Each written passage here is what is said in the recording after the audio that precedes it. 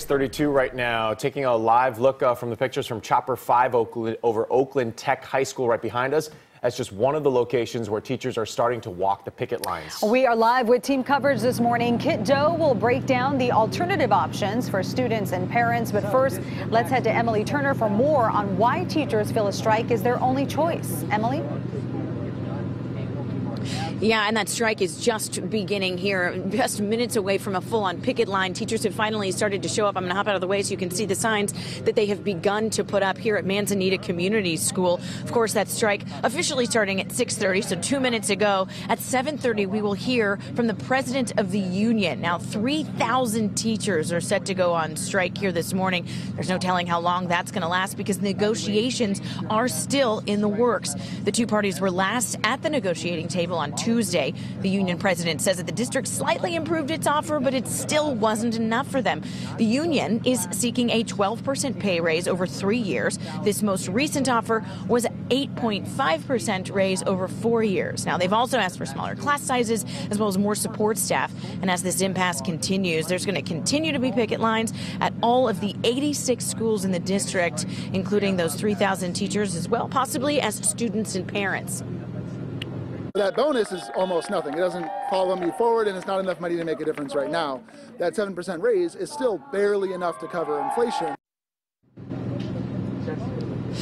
Now back out here live at 9 o'clock tomorrow morning. That is where the two parties will be back at the negotiating table to hopefully find some common ground. Now, on the note of common ground, Oakland Unified says it's frustrated because it says that it's shown that it can move from its original position, which was only a 5% raise, to now 8.5%, where they say the teachers union hasn't moved at all. Their 12% ask has really pretty much been exactly what they've been asking for since May of 2018. So they're hoping that there will be some movement on their end tomorrow. Of course, all of this is literally unfolding minute by minute. We're going to be out here talking to the union president as well as teachers for the next several hours. You can count on us to continue to carry this story live. But in the meantime, parents who are trying to figure out what to do with their kids, schools are open. There are also other options. That's where we find KPIX 5's Kit Doe. Kit? Yeah, good morning, Emily. As we speak, more than 36,000 kids all across the city are waking up with no school to go to, and they need something to do today.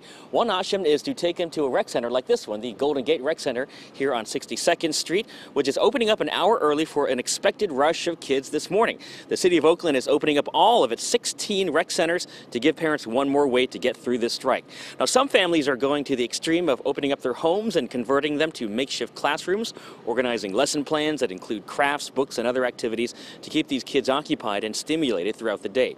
Other parents are pulling together to support these so-called solidarity schools, organizing supplies, meals, and snacks. It's a show of support for Oakland teachers who are protesting large class sizes and low wages. I am tired, but I'm also excited and nervous. But I think that we have reached the point in Oakland where the board and the administration have so thoroughly destabilized our school system that we have to take a stand.